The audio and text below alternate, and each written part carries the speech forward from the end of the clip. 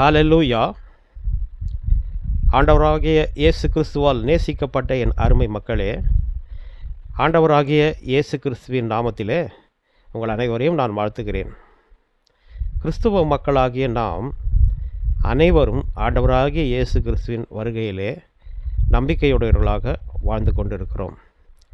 இந்த நம்பிக்கை உடையவர்களிலேயே மக்கள் இரு பிரிவினராக இருக்கின்றனர்.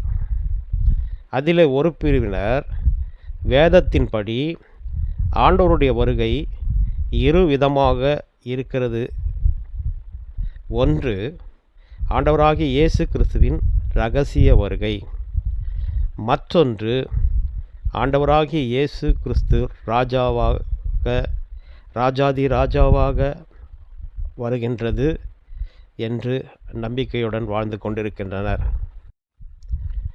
மற்றொரு பிரிவினர் ஆண்டவராகிய இயேசு கிறிஸ்து ராஜாவாக மட்டுமே வரப்போகின்றார், இரகசிய வருகை என்பது கிடையாது என்று சொல்கின்றனர்.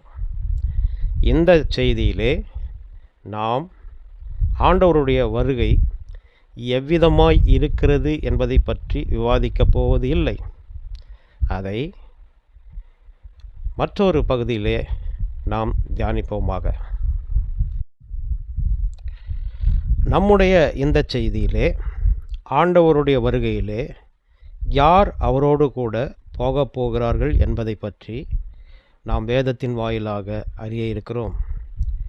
கர்த்தருக்குள் நேசிக்கப்பட்டவர்களே, இந்த உலகிலே 3 விதமான மக்கள் வாழ்ந்து கொண்டிருக்கிறார்கள்.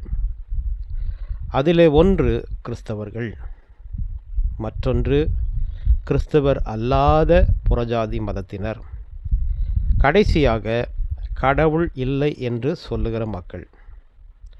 நாம் கொடுக்கப்பட போகிற இந்த செய்தியிலே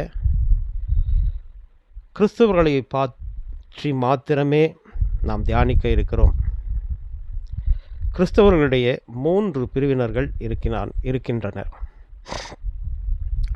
ஒரு பிரிவினர் வேதத்தோடு இசைந்த வாழ்க்கை வாழ்கிறவர்கள்.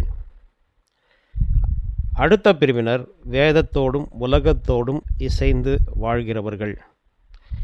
மூன்றாவது பிரிவினர் பெயர் கிறிஸ்தவர்கள் என்று அழைக்கப்படுகிறார்கள்.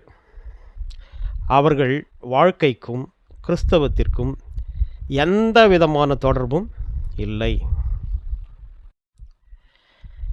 இன்றைய தியானத்திற்கான செய்தியிலே நாம் யார் ஆண்டவருடைய வருகையிலே அவர்களோடு போவார்கள் என்பதை பற்றி தியானிப்போம். இதை விளக்குகின்றதான வேத பாகம், அது மத்தேயு எழுதின சுவிசேஷம் 25ஆம் அதிகாரம் 1 முதல் 13 வரை வாசிக்க கேட்போம். மத்தேயு 25 1 முதல் 13 வரை வாசிக்க கேட்போம். மத்தேயு 25ஆம் அதிகாரம் 1 முதல் 13ஆம் வசன வரை வாசிக்க கேட்போம். அப்பொழுது பரலோகராஜ்யம் தங்கள் தீவட்டிகளை பிடித்து கொண்டு மணவாளனுக்கு எதிர்கொண்டு போக புறப்பட்ட 10 கன்னிகைகளுக்கு ஒப்பாயிருக்கும். அவர்களில் 5 பேர் புத்தியுள்ளவர்களும் 5 பேர் புத்தியில்லாதவர்களுமாயிருந்தார்கள். புத்தியில்லாதவர்கள் தங்கள் தீவட்டிகளை எடுத்து கொண்டு போனார்கள், எண்ணெயையோ கூட கொண்டு போகவில்லை. புத்தியுள்ளவர்கள் தங்கள் தீவட்டிகளோடும் கூட தங்கள் பாத்திரங்களில் எண்ணெயையும் கொண்டு போனார்கள். மணவாளன் வர தாமதித்தபோது அவர்கள் எல்லாரும் நித்திரைமயக்கமடைந்து தூங்கிவிட்டார்கள். நடுராத்திரியிலே, இதோ மணவாளன் வருகிறார், அவருக்கு எதிர்கொண்டு போக புறப்படுங்கள் என்கிற சத்தம் உண்டாயிற்று. அப்பொழுது அந்த கன்னிகைகள் எல்லாரும் எழுந்திருந்து தங்கள் தீவட்டிகளை ஆயத்தப்படுத்தினார்கள். புத்தியில்லாதவர்கள் புத்தியுள்ளவர்களை நோக்கி, உங்கள் எண்ணெயில் எங்களுக்கு கொஞ்சங்கொடுங்கள், எங்கள் தீவட்டிகள் அணைந்து போகிறதே என்றார்கள். புத்தியுள்ளவர்கள் பிரதியுத்தரமாக, அப்படியல்ல, எங்களுக்கும் உங்களுக்கும் போதாமலிராதபடி நீங்கள் விற்கிறவர்களிடத்திற் போய் உங்களுக்காக வாங்கிக் கொள்ளுங்கள் என்றார்கள். அப்படியே அவர்கள் வாங்கி போனபோது மணவாளன் வந்துவிட்டார். ஆயத்தமாயிருந்தவர்கள் அவரோடே கூட கலியாண வீட்டுக்குள் பிரவேசித்தார்கள். கதவும் அடைக்கப்பட்டது. பின்பு மற்ற கன்னிகைகளும் வந்து, ஆண்டவரே, எங்களுக்கு திறக்க வேண்டும் என்றார்கள். அதற்கு அவர், உங்களை அறியேன் என்று மெய்யாகவே உங்களுக்கு சொல்லுகிறேன் என்றார். மனுஷகுமாரன் வரும் நாளையாவது நாளிகையாவது நீங்கள் அறியாதிருக்கிறபடியால் விழித்திருங்கள். அப்பொழுது பரலோக ராஜ்யம் தங்கள் தீவெட்டிகளை பிடித்து கொண்டு மணவாளனுக்கு எதிர்கொண்டு போக புறப்பட்ட 10 கன்னிகைகளுக்கு ஒப்பாயிருக்கும் என்று கூறுகிறது. இந்த வசனமானது 10 கன்னிகைகள் மணவாளனோடு கூட பரலோகத்துக்கு போவதை குறிப்பிடுகின்றது. வேதத்தின் அடிப்படையில் இந்த 10 கன்னிகைகள் கிறிஸ்துவ சபைகளை குறிக்கிறது. இதை குறிக்கின்ற வேத பாகத்தை நாம் பார்ப்போம். அப்போஸ்தலனாகிய பவுல் கொரிந்து திருச்சபைக்கு எழுதுகிற போது 2 கொரிந்தியர் 11ஆம் அதிகாரம் 2 படி, நான் உங்களை கற்புள்ள கன்னிகையாக கிறிஸ்து என்னும் ஒரே புருஷனுக்கு ஒப்பு கொடுக்க நியமித்தபடியால் உங்களுக்காக தேவ வைராக்கியம் கொண்டிருக்கிறேன் என எழுதுகிறார். ஆகவே கிறிஸ்து என்னும் மணவாளனுக்காக நியமிக்கப்பட்ட மணவாட்டியே திருச்சபை என்று இந்த வசனத்தின் மூலமாக நமக்கு தெளிவாகிறது. இப்படி வேதத்திலே பல வசனங்கள் நமக்கு கொடுக்கப்பட்டிருக்கிறது. மணவாளனுக்காக காத்திருந்த இந்த மணவாட்டிகள் தங்களோடு கூட தீவட்டிகளை வைத்திருந்தார்கள். தீவட்டிகள் என்பது எரிகின்ற விளக்குகள். ஒரு விளக்கு எப்படி அறையை பிரகாசிக்கச் செய்கிறதோ அவ்விதமாகவே திருச்சபைகள் கிறிஸ்துவை தங்கள் வாழ்க்கையின் மூலமாக உலகிற்கு பறைசாற்றுகிறார்கள். அதாவது கிறிஸ்துவை உலகத்திற்கு தெரிவிக்கின்றார்கள். ஏனென்று சொன்னால், ஆண்டவராகிய இயேசு கிறிஸ்துவே நானே உலகத்திற்கு ஒளியாய் இருக்கின்றேன் என்று சொல்லுகின்றார். இதை குறிக்கின்ற வேதபாகம் அது யோவான் எழுதின சுவிசேஷம் 8ஆம் அதிகாரம் 12 நானே உலகத்திற்கு ஒளியாய் இருக்கிறேன் என்று சொல்லி இருக்கின்றார். ஆகவே இந்த திருச்சபைகள் ஆண்டவராகிய இயேசு கிறிஸ்துவை உலகத்திற்கு பறைசாற்றுகிற விளக்குகளாய் இருக்கிறது. இந்த 10 கன்னிகைகளாகிய திருச்சபைகள் மணவாளனோடு கூட, அதாவது மணவாளனாகிய கிறிஸ்துவோடு கூட பரலோகம் செல்வதற்கு ஆயத்தத்தோடு காத்திருக்கிறார்கள். 2வது வசனத்தை நாம் வாசிக்கிற போது, அவர்களில் 5 பேர் புத்தியுள்ளவர்கள், 5 பேர் புத்தி இல்லாதவர்கள் என்று எழுதப்பட்டிருக்கிறது. மணவாளனுடைய வருகைக்காக காத்திருந்த இந்த 10 கன்னிகளை குறித்து கூறுகிற போது, அவர்களில் 5 பேர் புத்தியுள்ளவர்கள் எனவும் 5 பேர் புத்தி இல்லாதவர்கள் எனவும் வேதம் கூறுகிறது. புத்தி என்கிற சொல் ஞானத்தை குறிப்பிடுகிறது. தானியேல் 2ஆம் அதிகாரம் 20 நாம் இவ்வாறு வாசிக்கிறோம். பின்பு தானியேல் சொன்னது, தேவனுடைய நாமத்திற்கு என்றென்றைக்கும் உள்ள சதா காலங்களிலும் ஸ்தோத்திரம் உண்டாவதாக, ஞானமும் வல்லமையும் அவருக்கே உரியது. கர்த்தருடைய பிள்ளைகளே, இந்த இடத்திலே வல்லமையும் ஞானமும் கர்த்தருடையது என்று எழுதப்பட்டிருக்கிறது. ஆகவே ஞானம் என்கிற வார்த்தை அது கர்த்தருடையதாய், கர்த்தரை குறிக்கிறதாய் இருக்கிறது. கர்த்தரே ஞானமுடையவர். ஆமேன். புத்தியுள்ள இந்த 10 கன்னிகைகள், அதாவது ஞானத்தை உடைய இந்த 10 கன்னிகள் கர்த்தரை உடையவர்களாக இருந்தார்கள். 3வது வசனத்தை நாம் வாசிக்கிற போது, அதிலே இந்த 10 கன்னிகைகள் எவ்வாறு புத்தியுள்ளவர்களாகவும் புத்தியற்றவர்களாகவும் இருந்தார்கள் என்று விளக்கி கூறுகிறது. வசனத்தின்படி புத்தி இல்லாதவர்கள் தங்கள் தீவட்டிகளை எடுத்து கொண்டு போனார்கள், எண்ணெயையோ கூட கொண்டு போகவில்லை என்று கூறுகிறது. இந்த வசனம் முதலாவது புத்தி இல்லாதவர்களை பற்றி விளக்குகிறது. அதாவது புத்தி இல்லாதவர்கள் விளக்குகளை மாத்திரமே எடுத்து கொண்டு போனார்கள். அதாவது உலகத்திற்கு தாங்கள் கிறிஸ்துவர்கள் என்பதை மாத்திரமே காட்டிக்கொள்கிறவர்களாக இருக்கிறார்கள்.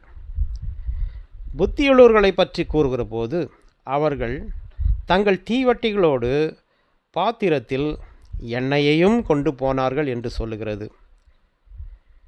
ஒரு கிறிஸ்தவனுக்கு பாத்திரமும் எண்ணெயும் மிகவும் அவசியமான ஒன்றாகும்.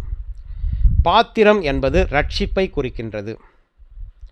இதை குறித்து வேதத்தில் நாம் ஆராய்ந்து பார்க்கிற போது சங்கீதக்காரனாகிய தாவீது தனது சங்கீதம் 116:13 கூறுகிற போது, ரட்சிப்பின் பாத்திரத்தை கையில் ஏந்தி கர்த்தருடைய நாமத்தை தொழுது கொள்வேன் என்று கூறுகிறார். ஆகவே இந்த ரட்சிப்பின் பாத்திரம் ஆண்டவருடைய வருகையிலே கட்டாயம் கிறிஸ்தவர்கள் கடைசி வரை காத்து கொண்டு இருக்க வேண்டிய பாத்திரமாய் இருக்கிறது. கர்த்தருக்குள் பிரியமானவர்களே, அடுத்ததாக இந்த ரட்சிப்பின் பாத்திரத்தில் என்ன இருக்கிறது என்று பார்க்கிற போது அதில் எண்ணெய் இருக்கிறது. எண்ணெய் என்பது பழைய ஏற்பாட்டு காலத்தில் அது அபிஷேகத்தை குறிக்கிற ஒரு சொல்லாக இருக்கிறது. அதே போல புதிய ஏற்பாட்டு காலத்திலேயும் அது அபிஷேகத்தை குறிக்கின்றது. பழைய ஏற்பாட்டு காலத்தில் ஒருவர் மீது எண்ணெயினால் அபிஷேகம் பண்ணுகிற போது பரிசுத்த ஆவியானவர் அவர்கள் மீது இறங்கி வந்ததாக வேதம் கூறுகிறது. அதுபோலவே புதிய ஏற்பாட்டு காலத்திலேயும் ஆண்டவராகிய இயேசு கிறிஸ்து பரிசுத்த ஆவியானவரை குறித்து பேசுகிற போது யோவான் 16:13 நாம் வாசிக்கிற போது, சத்திய ஆவியாகிய அவர் வரும்போது சகல சத்தியத்திற்குள்ளும் உங்களை நடத்துவார். அவர் தம்முடைய சுயமாய் பேசாமல் தாம் கேள்விப்பட்டவர்கள் யாவையும் சொல்லி வரப்போகிற காரியங்களை உங்களுக்கு அறிவிப்பார் என்று கூறினார். ஆகவே சத்திய ஆவியானவராகிய தேற்றரவாளனை ஒவ்வொருவரும் பெற்றுக்கொண்டிருக்க வேண்டும். ஏனென்று சொன்னால் அவர் தாம் கேட்டதை நமக்கு சொல்லி நாம் வழி தவறாதபடி சத்தியத்திலே நம்மை நடத்துவார். தேவனுக்கு நேராக நடத்துவார். தேவனுக்கும் நமக்கும் இடையில் அவரே நண்பராக, பேச்சாளராக, துணையாளராக, தேற்றரவாளனாக இருக்கிறவராக இருக்கிறார். அதோடு மட்டுமல்லாமல் இந்த உலகத்தில் நடைபெறக்கூடிய வருங்காலங்களை குறித்து நமக்கு தெளிவுபடுத்தி எச்சரிக்கையோடு நம் வாழ்க்கையில் நடந்து செல்ல அவர் நம்மை வழிநடத்துகிற தேவனாக இருக்கிறார். ஆகவே ஒரு கிறிஸ்தவனுடைய வாழ்க்கையில் ரட்சிப்பின் பாத்திரமும் அடுத்ததாக அதில் ஊற்றப்பட்டிருக்கிற பரிசுத்த ஆவியானுடைய அபிஷேகமும் மிகவும் தேவையான ஒன்றாக இருக்கிறது. கிறிஸ்தவ மக்களிடம் கேட்டு பாருங்கள், அவர்கள் சொல்லுவார்கள், நீ ரட்சிப்பை அடைந்தாயா என்று கேட்டால், ஆம், நான் ரட்சிப்பை அடைந்தேன். ஆண்டவராகிய இயேசு கிறிஸ்து சிலுவை மரணத்தின் மூலமாய் எனக்கு ரட்சிப்பை பெற்று தந்தார். அதை நான் அவர் மூலமாக ரட்சிப்பாக பெற்றுக்கொண்டேன் என்று சொல்லுவார்கள். ஆனால் வசனத்தின்படி இந்த ரட்சிப்பை கடைசி வரை இழந்து போகாமல் தன்னிடம் காத்து வைத்திருக்கிறவனே மணவாளராகிய ஆண்டவராகிய இயேசு கிறிஸ்துவோடு கூட பரலோகத்திற்கு போக முடியும் என்பது வசனத்தின் மூலமாக நமக்கு தெளிவுபடுத்துகிறது. அதுபோலவே கிறிஸ்தவ மக்களிடம் நாம் கேட்கிற போது பரிசுத்த ஆவியானவரை பெற்றிருக்கிறீர்களா என்று கேட்கிற போது ஆம், பெற்றிருக்கிறோம் என்று சொல்வார்கள். ஞான ஸ்நானத்தின் வாயிலாக பரிசுத்த ஆவியானவரை பெற்றிருக்கிறேன் என்று சொல்லுவார்கள். இதை தெளிவாக யோவான் ஸ்நானகன் தன்னிடம் வந்த மக்களை நோக்கி, மனமாற்றம் அடையுங்கள், நான் ஜனத்தினாலே ஞான ஸ்நானம் உங்களுக்கு கொடுக்கிறேன், எனக்கு பின்னாக வருகிறவர் ஆவியினாலும் அக்கினினாலும் உங்களுக்கு ஞான ஸ்நானம் கொடுப்பார் என்று பரிசுத்த ஆவியானவர் இயேசுவின் மூலமாய் கொடுக்கப்படுவதை குறிக்கின்றார். ஆகவே ஞான ஸ்நானம் என்பது ஜலத்தினாலும் கொடுக்கப்படுகிறது. அடுத்தது பரிசுத்த ஆவியினாலும் அக்கினினாலும் தேவன் அவரிடம் கேட்டுக்கொள்ளுகிறவர்கள் எத்தனை பேர்களோ அத்தனை பேர்களுக்கும் பரிசுத்த ஆவியானவரை கொடுத்து நம்மை அபிஷேகம் பண்ணுகிறார். ஆகவேதான் புத்தியர்களை பற்றி கூறும்போது அவர்கள் விளக்கோடு கூட பாத்திரத்தில் எண்ணெயும் வைத்திருந்தார்கள். அதுவும் மணவாளன் வருகிற போது வரையிலும் அதை அவர்கள் இழந்து போகவில்லை என்று தெளிவுடன் கூறுகிறது. புத்தி இல்லாதவரிடம் பாத்திரமும் இல்லை, எண்ணெயும் இல்லை. அதாவது அவர்கள் கிறிஸ்தவர்கள் என்று கூறிக்கொள்வார்களே தவிர அவர்களுக்குள் ரட்சிப்பும் இல்லை, ஆவியானுடைய அபிஷேகமும் இல்லை. கர்த்தருக்கு பிரியமானவர்களே, நீங்கள் ஒன்றை அறிந்து கொள்ள வேண்டும். இந்த ரட்சிப்பும் ஆவியானுடைய அபிஷேகமும் எதை கொடுக்கிறது? அது நமக்கு பரிசுத்தத்தை கொடுக்கிறது.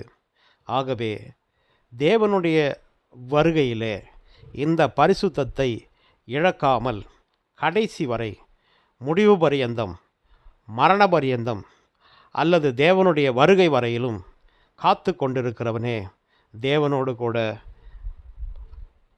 கடந்து செல்ல முடியும் என்று நாம் இங்கே காணலாம். அடுத்ததாக நாம் 4ஆம் வசனத்தை வாசிக்கிற போது, புத்தியுள்ளவர்கள் தங்கள் தீவட்டிகளோடு கூட தங்கள் பாத்திரங்களில் எண்ணெயும் கொண்டு போனார்கள் என்று எழுதப்பட்டிருக்கிறது. 2 விதமான திருச்சபைகளிலே புத்தியுள்ள திருச்சபைகள் ரட்சிப்பின் பாத்திரத்தை கையில் எடுத்துக்கொண்டு பரிசுத்த ஆவியானுடைய அபிஷேகத்தால் நிறைந்து ஆண்டவருடைய வருகைக்காக காத்து கிடக்கிறது. 2 வகையான புத்தி இல்லாத திருச்சபைகள் தங்களோடு தீவட்டிகளை மாத்திரமே எடுத்துக்கொண்டு போகிறார்கள்.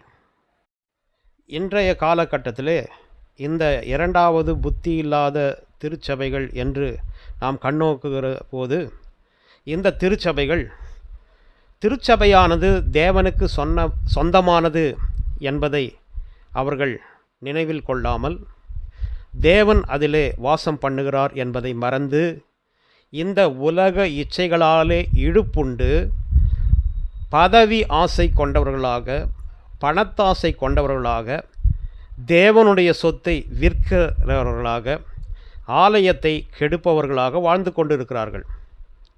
இது திருச்சபையை மாத்திரமே குறிப்பது மட்டுமல்ல, தனி ஒரு மனித வாழ்க்கையும் குறிப்பிடுகிறாய் இருக்கிறது. என் வீடு ஜெப வீடாய் இருக்கிறது, நீங்களோ அதை கள்ளர் குகைகளாய் மாற்றினீர்களே என்று ஆண்டவராகிய இயேசு கிறிஸ்து சாட்டை எடுத்து கோபத்தோடு திருச்சபையின் வியாபாரிகளை அடித்து விரட்டியது போல, இன்றைய தினத்திலும் திருச்சபைக்குள்ளாக கர்த்தருக்கு பிரியமில்லாத காரியங்கள் நடந்து கொண்டிருக்கிறது. ஆகவே இத்தகைய திருச்சபை மக்களிடம் ரட்சிப்பு இல்லை, இவர்களிடம் பரிசுத்த ஆவியானவரும் இல்லை என்பதை இன்றைய தினத்தில் திருச்சபைகள் மத்தியில் நாம் காண முடிகிறது. 5வது வசனத்தை நாம் வாசிக்கிற போது, அதிலே மணவாளன் வர தாமதித்த போது எல்லோரும் நித்திரை மயக்கமடைந்து தூங்கிவிட்டார்கள் என்று கூறுகிறது. நமது ஆண்டவராகிய இயேசு கிறிஸ்து சிலுவையில் அறையப்பட்டு பின்பு உயிரோடு எழுந்து பரத்துக்கு ஏறி சென்றது முதல் இந்நாள் வரையிலும் ஏறக்குறைய 2000 ஆண்டுகளுக்கு மேலாக கிறிஸ்து வரப்போகிறார், ஆயத்தமாயிருங்கள், பரிசுத்தவான்களை அவரோடு கூட கொண்டு செல்வார் என்கிற எச்சரிக்கை தொனியானது உலகமெங்கும் ஒலித்து கொண்டே இருக்கிறது. உலகெங்கிலும் உள்ள மக்கள் இந்த கிறிஸ்தவர்கள் பொய் சொல்வதற்கு ஒரு அளவே இல்லையா? எத்தனை காலம்தான் இவ்விதமாய் சொல்லி எல்லோரையும் ஏமாற்றி கொண்டிருப்பார்கள் என்று கூறுகிறார்கள். இயேசு அந்த நாளையும் நேரத்தை பற்றி கூறுகிற போது மத்தேயு 24:36 இவ்விதமாய் சொல்லுகிறது, அந்த நாளையும் நாழிகையும் பற்றி பரலோகத்தின் தூதர்களுக்கோ குமாரனுக்கோ தெரியாது, பிதாவை தவிர வேறு யாருக்கும் தெரியாது என்று கூறுகிறார். பிதாவாகிய தேவனே அந்த நேரத்தையும் காலத்தையும் குறித்து வைத்திருக்கின்றார். ஆகவே இயேசு திரும்ப வருவது பிதாவின் கட்டளையில் உள்ளது. கர்த்தருக்கு பிரியமானவர்களே, ஒரு கேள்வியானது நம் மனதில் எழலாம். பிதாவானவர் ஏன் இதுவரையிலும் தாமதித்து கொண்டே இருக்கிறார்? இந்த உலகத்திலே பாவம் பெருகி இருக்கிறது, சாபங்கள் பெருகி இருக்கிறது, ஒருவர் கொன்று மாண்டு கொண்டிருக்கிறார்கள். எங்கே பார்த்தாலும் அசுத்தங்களும் பிசாசுக்கு ஆராதனைகளும் நடந்து கொண்டிருக்கிறது. இச்சையிலே ஒருவரோடு ஒருவர் மக்கள் தங்களை கெடுத்து கொண்டிருக்கிறார்கள் என்று காணுகிற போது, ஏன் பிதாவானவர் இவர்களை அழிக்க வரவில்லை? ஏன் இவர்கள் மீது கர்த்தர் தன்னுடைய தண்டனையை கொடுக்க வரவில்லை என்று அநேக மக்கள் கேட்டுக்கொண்டே இருக்கலாம். முக்கியமாக பாதிக்கப்பட்டுள்ள கிறிஸ்தவ மக்களும் கூட அங்கலாய்த்து கொண்டிருக்கலாம். ஆனால் அதற்கான ஒரு விடை வேதம் கூறுகிறது. கர்த்தருக்கு பிரியமானவர்கள், தேவன் அன்பாகவே இருக்கிறார். அவர் எல்லோரையும் நேசிக்கிறார். அதனால்தான் யோவான் 3:16 கூறப்பட்டது போல, தேவன் தன்னுடைய ஒரே பேரான குமாரனை விசுவாசிக்கிறவன் எவனோ அவன் கெட்டு போகாமல் நித்திய ஜீவனை அடையும்படிக்கு அவரை தந்தருளி இவ்வளவாய் உலகத்திலே அன்பு கூர்ந்தார் என்று கூறுகிறது. அவ்வளவு நேசமுள்ளவர் நம்முடைய தேவன். தன்னுடைய ஒரே பேரான கிறிஸ்துவை உலக மக்களின் பாவங்களுக்காக அடிக்கப்பட, நொறுக்கப்பட, சிலுவையில் அறையப்பட, ஜீவனை கொடுக்க ஒப்பு கொடுத்தார். இதன் மூலம் அவருடைய மிகப்பெரிய அன்பு நமக்கு தெளிவாகிறது அல்லவா? அடுத்ததாக அவர் ஏன் தாமதிக்கிறார் என்று பேதுரு தன்னுடைய வசனத்தில் இவ்வாறு கூறுகிறார். 2 பேதுரு 3:9 தாமதிக்கிறார் என்று சிலர் எண்ணுகிறபடி கர்த்தர் தமது வாக்குத்தத்தத்தை குறித்து தாமதமாயிராமல் ஒருவரும் கெட்டு போகாமல் எல்லோரும் மனம் திரும்ப வேண்டும் என்று விரும்பி நம்மேல் நீடிய பொறுமையுள்ளவராய் இருக்கிறார் என்று கூறுகிறது. அப்படியானால் பிதாவாகிய தேவனுடைய எண்ணம் என்னவாக இருக்கிறது என்று பாருங்கள். ஒருவரும் கெட்டு போகக்கூடாது, எல்லோரும் தேவராஜ்யத்தை அடைய வேண்டும் என்று சொல்லி, எல்லோரும் மனம் திரும்ப வேண்டும் என்று சொல்லி நம்மீது நீடிய பொறுமையுள்ளவராய் காத்து கொண்டிருக்கிறார். அதனால்தான் கிறிஸ்துவனுடைய வருகை தாமதமாயிருக்கிறது. ஆனால் தாமதிக்கிறார் என்பதனாலே இன்னும் தாமதம் என்பது சொல்வதற்கே இல்லை. ஏனென்றால் அவர் வரப்போகிற காரியங்களை குறித்து, காலங்களை குறித்து வேதம் நமக்கு தெளிவாய் சொல்லுகிறது. பல இடங்களிலே நம்முடைய ஆண்டவராகிய இயேசு கிறிஸ்து தன்னுடைய வருகை பற்றிய எச்சரிக்கையை கொடுக்கிறார். அந்த எச்சரிக்கையின்படி அவர் இதோ வாசல் அண்டையிலே காத்திருக்கிறார் என்று வேதம் கூறுகிறது. ஆகவே இயேசு கிறிஸ்துவனுடைய வருகை மிக சமீபமாய் இருக்கிறது. ஒவ்வொருவரும் ஆயத்தப்பட்டு காத்திருப்பது நல்லது. இல்லையென்றால் புத்தி இல்லாத கன்னிகைகளுக்கு ஏற்பட்ட நிலைமை நமக்கும் ஏற்படும். என்னவென்று பார்ப்போமா? அடுத்ததாக 5ஆம் வசனத்திலே கூறியிருக்கிறபடி மணவாளன் வர தாமதமான போது அனைவரும் நித்திரை மயக்கம் அடைந்து தூங்கிவிட்டார்கள் என்று இருக்கிறது. இதன்படி நித்திரை மயக்கம் என்பது உலக இச்சைகளிலே இழுப்புண்டு அதிலே மூழ்கி ஆண்டவருடைய வருகையை எதிர்பார்க்காமல் நிர்விசாரமாய் தங்கள் சொந்த இஷ்டங்களுக்கு ஏற்றவாறு வாழுகிற ஒரு வாழ்க்கையை குறிக்கிறது. இன்றைய நாட்களிலே நாம் இந்த உலகத்தை காண்கிற போது அப்படியே தங்கள் சுய இஷ்டப்படி வாழ்ந்து கொண்டிருக்கிறார்கள், தங்களை கெடுத்து கொண்டிருக்கிறார்கள். நோவாவின் காலத்தில் நடந்தது போல நடக்கும் என்று வேதத்தில் கூறிய வண்ணமாக நடந்து கொண்டிருக்கிறது. லோத்தினுடைய காலத்திலே நடப்பதை போல நடக்கும் என்று சொல்லப்பட்டது போல நடந்து கொண்டிருக்கிறது. உலகம் மிகவும் சீர்கேடாயிருக்கிறதை நாம் பார்க்கலாம். அடுத்ததாக எப்பொழுது ஆண்டவருடைய வருகை இருக்கும் என்பதை மத்தேயு எழுதின நற்செய்தி நூலில் 24ஆம் அதிகாரம் 14 நாம் வாசிக்கலாம். ஆண்டவராகிய இயேசு கிறிஸ்து ராஜ்யத்தினுடைய சுவிசேஷம் உலகம் எங்கும் உள்ள சகல ஜனங்களுக்குள்ளும் சாட்சியாக பிரசங்கிக்கப்படும், அப்பொழுது முடிவு வரும் என்று கூறுகிறார். ஆண்டவருடைய வருகையை பற்றிய கடைசி கால எச்சரிக்கை உலகம் முழுவதும் அறிவிக்கப்படுகிறது. ஒரு எழுப்புதலும் உண்டாகி கொண்டிருக்கிறது. ஆகவே அவருடைய வருகை சமீபமாக இருக்கிறது என்பதை இதன் மூலமும் நாம் அறிந்து கொள்ளலாம்.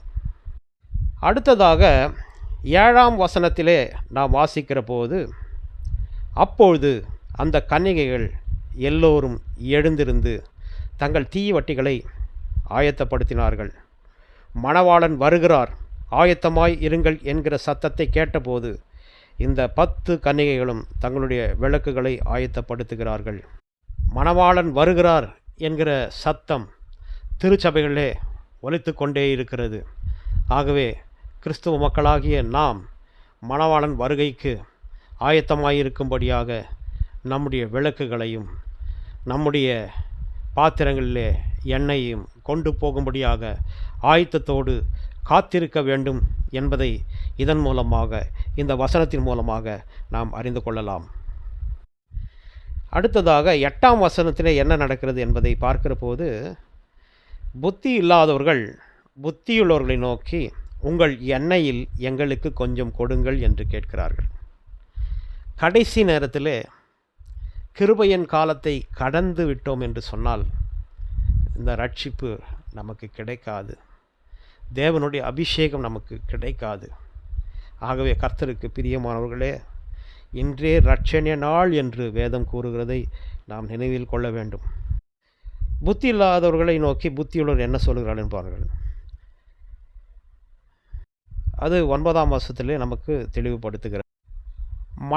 மணவாளனாகிய ஆண்டவராகிய இயேசு கிறிஸ்து வருகிற போது இந்த புத்தி இல்லாமல் நித்திரை மயக்கம் அடைந்து தூங்கி கொண்டிருந்த மக்களும் கூட தங்கள் விளக்குகளை ஆயத்தப்படுத்துகிறார்கள். அவர்கள் தூங்கின போது விளக்குகள் எண்ணெய் இல்லாமல் அணைந்திருக்க வேண்டும். ஆகவேதான் தங்கள் தீவெட்டிகளை ஆயத்தப்படுத்துகிறார்கள் என்று எழுதப்பட்டுள்ளது. புத்தியுள்ள கன்னிகைகள் எண்ணெயை ஊற்றி தங்கள் விளக்கினை ஏற்றுகிறார்கள். புத்தி இல்லாதவர்கள் விளக்கில் எண்ணெய் இல்லாததால் எங்கள் விளக்கு அணைந்து போகிறதே என்கிறார்கள். இதே வசனத்தை நாம் ஆங்கில வேதாகமத்தில் வாசித்து பார்த்தோம் என்று சொன்னால் அதில் மிக தெளிவாக கூறப்பட்டிருக்கிறது. அதாவது, அவர் lamps are gone out என்று எழுதப்பட்டிருக்கிறது. எங்கள் விளக்குகள் அணைந்து போயிற்று என்று எழுதப்பட்டிருக்கிறது. ஆகவே அவரிடம் எண்ணெயும் இல்லை, விளக்கும் இல்லை. அவள் தூங்கின போதே அவருடைய விளக்கும் பங்கி அணைந்து போயிற்று. கர்த்தருக்கு பிரியமானவர்களே, ஆண்டவருடைய வருகையிலே நாம் ஆயத்தமில்லாமல் போவோம் என்று சொன்னால் இப்படிதான் நம்முடைய விளக்கானது அணைந்து போகும். அவருடைய வருகையின் தொனி நம் காதுகளிலே கேட்கப்படப்போவது இல்லை என்று வேதம் கூறுகிறதை நாம் பார்க்கலாம்.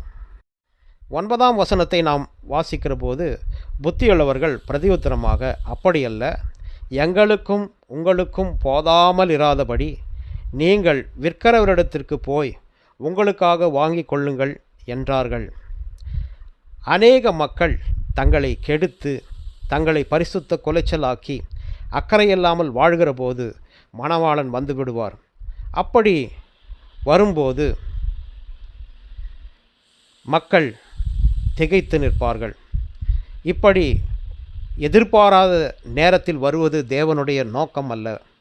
ஆகவேதான் நீங்கள் விழிப்புடன் எச்சரிக்கையாய் இருங்கள் என்று எப்போதும் வேதத்தின் மூலமாகவும் தன்னுடைய ஊழியக்காரர்கள் மூலமாகவும் திருச்சபைகளுக்கு தேவன் உணர்த்தி கொண்டே இருக்கிறார். 10ஆம் வசனத்திலே நாம் வாசிக்கிற போது, அப்படியே இந்த புத்தி இல்லாதவர்கள் எண்ணெய் வாங்க போனபோது மணவாளன் வந்துவிட்டார். ஆயத்தமாக இருந்தவர்கள் அவர்களோடு கூட கல்யாண வீட்டிற்குள் பிரவேசித்தார்கள், கதவும் அடைக்கப்பட்டது என்று எழுதப்பட்டிருக்கிறது. புத்தியற்ற கன்னிகைகள் எண்ணெய் வாங்க போனபோது மணவாளன் வந்துவிட்டார். இந்த புத்தியற்ற கன்னிகைகளுக்கு இன்னும் புத்தியற்றவர்களாகவே இருப்பதை இங்கும் நாம் காணலாம். ஏனென்று சொன்னால், நடுராத்திரி வேளையிலே எந்த கடையானது திறந்திருக்கும், எந்த எண்ணெய் விற்கிறவன் கடையை திறந்து கொண்டு உட்கார்ந்திருப்பான். ஆகவே எதுவும் கிடைக்காது. கிருபையின் காலத்தை உதாசீனப்படுத்தினோம் என்று சொன்னால் நாம் ரட்சிப்பை இழந்து போவது மட்டுமல்லாமல் ஆண்டவருடைய வருகையிலும் நாம் கைவிடப்பட்டவர்களாக விடப்படுவோம். கதவும் அடைக்கப்படும். பரிசுத்தமாய் வாழ்கிறவன் இன்னும் பரிசுத்தமாய் வாழட்டும், பாவம் செய்கிறவன் இன்னும் பாவம் செய்யட்டும் என்று வேதம் கூறுகிறது. இந்த வசனத்தின்படி புத்தியுள்ள கன்னிகைகள் மணவாளனோடு கூட கல்யாண வீட்டுக்குள் பிரவேசித்தார்கள், கதவும் அடைக்கப்பட்டது. ஆண்டவராகிய இயேசு கிறிஸ்து 2ஆம் முறை வருகிற போது தன் பரிசுத்தத்தை இழக்காமல் கடைசி வரை காத்திருக்கிறவனை அவரோடு கூட பரலோகத்திலே பிரவேசிப்பான் என்பது இதன் மூலமாக நமக்கு தெளிவாகிறது. 16ஆம் வசனத்தின்படி நாம் வாசிக்கிற போது, பின்பு மற்ற கன்னிகைகள் வந்து, ஆண்டவரே ஆண்டவரே எங்களுக்கு திறக்க வேண்டும் என்றார்கள். இந்த வசனத்திலே அந்த 5 கன்னிகள் எண்ணெயையோ பாத்திரத்தையோ கொண்டு வந்ததாக சொல்லப்படவில்லை. அப்படி என்றால் அது அவர்களுக்கு இல்லை என்பதே பொருள். இந்த கன்னிகைகள் மணவாளனையும் காணவில்லை, எங்களையும் அழைத்து செல்லுங்கள் என்று கதறுகிறார்கள். ஆனால் அவர்களுக்கு கதவு திறக்கப்படவில்லை. நிர்விசாரமாய் இருக்கிற திருச்சபைகள் அல்லது மனிதர்கள் தேவனுடைய வருகையிலே பங்கு இல்லை, தேவனுடைய வருகையிலே அவர்களுக்கு பங்கு இல்லை என்பதே தேவன் இதன் மூலமாக நமக்கு உணர்த்துகின்றார். 12ஆம் வசனத்திலே அந்த 10 புத்தி இல்லாத கன்னிகைகள் பிரதியுத்தரமாக மணவாளன் என்ன சொல்கிறார் என்று பார்த்தால், நான் உங்களை அறியேன் என்று மெய்யாகவே உங்களுக்கு சொல்லுகிறேன் என்றார். ஆண்டவர் கொடுக்கின்ற கிருபையின் காலத்தை உதாசீனப்படுத்தி வாழ்ந்து கொண்டிருக்கிற திருச்சபை மக்களே, தேவனை நீங்கள் அறியாமல் உங்கள் சுய இஷ்டப்படி வாழ்ந்தீர்கள் என்று சொன்னால், அவர்களும் ஆண்டவராகிய இயேசுவும் நான் உங்களை அறியேன் என்று சொல்லிவிடுவார். கடைசியாக நாம் 13ஆம் வசனத்தில் வாசிக்கிற போது, மனுஷகுமாரன் வரும் நாளிகையாவது நீங்கள் அறியாதிருக்கிறபடியால் விழித்திருங்கள் என்று எழுதப்பட்டிருக்கிறது. ஆகவே தேவன் கொடுக்கும் எச்சரிப்பை நாம் உணர்ந்து கொள்வோம். பிரியமானவர்களே, அந்த நாளிகையையும் நேரத்தையும் பிதா ஒருவரே அறிந்திருக்கிறார், முன் குறித்திருக்கிறார். இயேசுவானவர் வருகிற நேரத்தையும் காலத்தையும் நாம் அறியாது இருக்கிறதுனாலே இப்போதே நம்மை குறித்து ஆராய்ந்து பார்ப்போம். ரட்சிப்பை பெற்று கொண்டிருக்கிறோமா, அல்லது அந்த ரட்சிப்பின் பாத்திரத்தை வைத்து கொண்டிருக்கிறோமா? பரிசுத்த ஆவியானவராகிய அபிஷேக எண்ணெயை நாம் பெற்றிருக்கிறோமா? அதன் மூலமாய் கிடைக்கப் போகிற பரிசுத்த வாழ்க்கையை ஆண்டவராக இயேசு சொல்லியிருக்கிற பரிசுத்த வழிகளிலே நாம் நடக்கிறோமா, அல்லது உலக ஐஸ்வர்யங்களிலே நாம் இச்சை கொண்டு வாழ்ந்து கொண்டிருக்கிறோமா என்பதை சிந்தித்து பார்க்க வேண்டும். தேவனாகிய கர்த்தருக்கு மாத்திரமே ஆராதனை செய்கிறோமா? நான் உன்னை நேசித்தது போல நீயும் பிறனை நேசிப்பாயாக. முதலாவது தேவனுடைய ராஜ்யத்தையும் அவர் நீதியையும் தேடுங்கள். ஏழைக்கு இறங்குகிறவன் கர்த்தருக்கு கடன் கொடுக்கிறான் என்ற தேவனுடைய பரிசுத்தமான வார்த்தைகளின்படி நாம் நடந்து நம்மை காத்து கொண்டிருக்கிறோமா என்று ஆராய்ந்து பார்ப்போம். அப்படி தேவன் நமக்கு சொல்லியிருக்கிற அந்த பரிசுத்த வழிகளில் நடந்து நம்மை காத்து கொள்ள தேவன் தாமே கிருபை செய்வாராக. ஆமேன், ஆமேன், ஆமேன்.